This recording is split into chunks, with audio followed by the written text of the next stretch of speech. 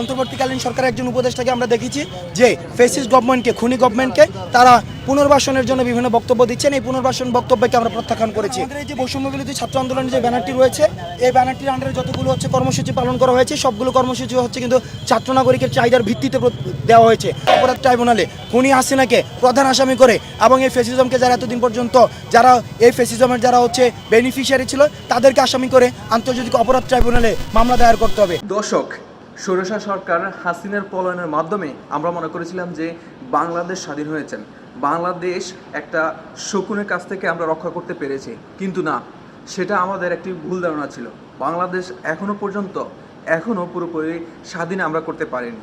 আমাদের ছাত্ররা যেই বলিদান দিয়েছেন, যে বলিদানের মাধ্যমে যে উপদেষ্টাগুলো যে এখন তারা ক্ষমতায় অধিষ্ঠিত হয়েছেন, তারা একটি নতুন বাংলাদেশ আমাদেরকে উপহার দিবে বলে আমরা যে আশাবাদের মাধ্যমে তাদেরকে ক্ষমতা অধিষ্ঠিত করেছি, সেই উপদেষ্টারা এখন আওয়ামী লীগের সাফে যাচ্ছেন।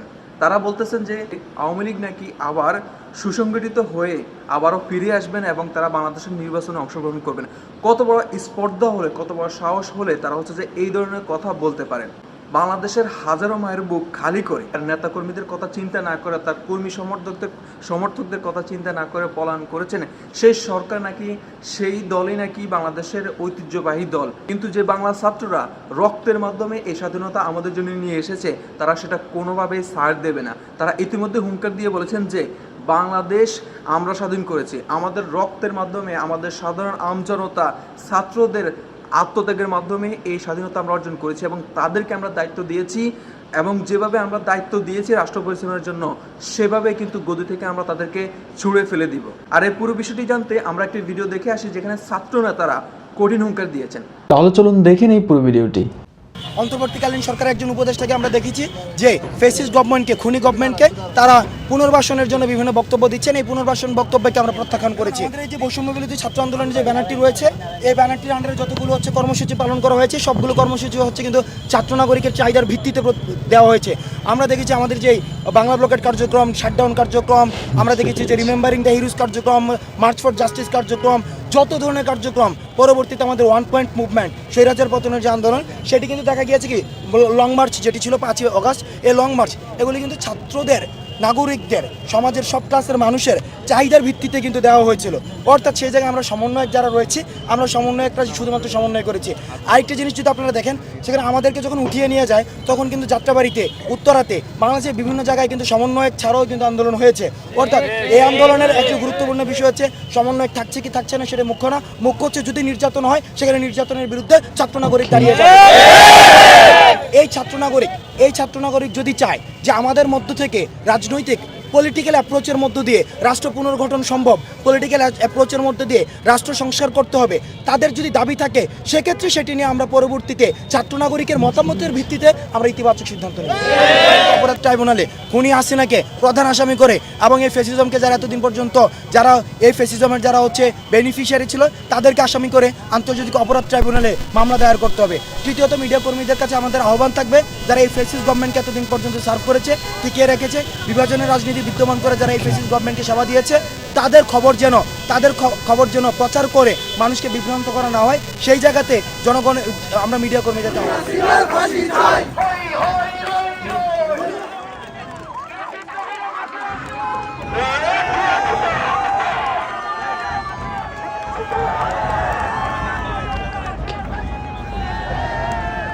সুপ্রিয় দর্শক মণ্ডলী, আপনারা দেখেছেন যে যাদের আত্মত্যাগের বিনিময়ে আমরা কতগুলো মানুষকে আমাদের প্রতিনিধি হিসাবে, আমাদের সাধারণ ছাত্রদের, আমাদের এদেশের মানুষের নতুন একটি ভবিষ্যৎ বিনির্মাণে যাদের কাছে আমরা দায়িত্ব দিয়েছি, তারা কীভাবে সরকারের চাতুরিতায় ব্যস্ত। এত কিছু হওয়ার পরও তারা এই স্বৈরাচারী হাসিনা এবং তার দলের প্রতি তাদের শ্রদ্ধাবোধ রাখে। যে সরকার অগণিত আমাদের ছাত্র ভাইয়ের বুকে নির্বিচারে গুলি করেছেন, যে সরকারের হাতে আমাদের 14 থেকে 15টা বছর আমাদের সাধারণ মানুষ জিম্মি হয়ে রয়েছেন একটি ফেসবুক স্ট্যাটাসের কারণে, যেখানে আমাদের সর্বোচ্চ বিদ্যাপীঠের ছাত্ররা যে খুন হয়েছেন, যাদের হাতে আমাদের অগণিত ছাত্র তারা যে পড়াশোনা করতে পারেননি, নির্বিচারে হত্যা শিকার হয়েছেন, তাদের উপরেই এখনও তাদের সম্মান। তারা বলতেছেন যে আওয়ামী লীগ সবচেয়ে বড় দল এবং তাদের অনেক সুনাম অর্জিত রয়েছে। তারা এখনও বলতেছেন যে আওয়ামী লীগকে সুসংগঠিত হয়ে আবারও বাংলাদেশের নির্বাচনে অংশগ্রহণ করার জন্য। এ ধরনের চাটুকারিতা বাংলাদেশে চলবে না। বাংলাদেশের ছাত্ররা নিজের তাজা রক্তের বিনিময়ে এই স্বাধীনতা অর্জন করেছেন এবং এই স্বাধীনতা কিভাবে রক্ষা করতে হবে তারা কিন্তু ভালোভাবে সেটা জানেন। অতএব এই ছাত্রদের রক্তের বিনিময়ে আমাদের অর্জিত স্বাধীনতা বাংলাদেশের সাধারণ জনতা এবং বাংলাদেশের ছাত্র জনতা কোনোভাবেই বৃথা যেতে দেবে না। আপনারা যারা এখনও সেই স্বৈরাচারী হাসিনার পতনের পরেও, পালিয়ে যাওয়ার পরেও তারা স্বপ্ন দেখতেছেন যে বাংলাদেশে আওয়ামী লীগ ক্ষমতায় আসবে এবং আপনারাই তাদেরকে অধিক ক্ষমতায় অধিষ্ঠিত করতে চান, আপনাদেরকে কিন্তু এই গদি থেকে ঠিক একইভাবে যেভাবে হাসিনাকে উপড়ে ফেলা হয়েছে আপনাদেরকে ঠিক একইভাবে গদি থেকে সরানো হবে ইনশাআল্লাহ।